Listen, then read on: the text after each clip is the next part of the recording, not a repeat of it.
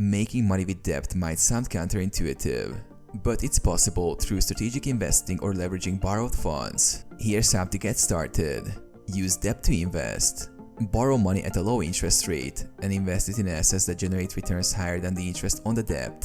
For example, taking out a loan to invest in real estate, stocks, or a business can be profitable if the returns exceed the cost of borrowing. Be cautious with this strategy, as leverage amplifies both gains and losses. Buy assets with borrowed money. Real estate investment is a popular way to make money with debt.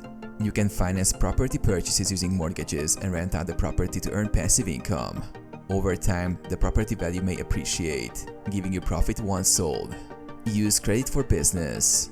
If you have a business, you can use credit cards or business loans to invest in marketing, inventory, or equipment to increase profits.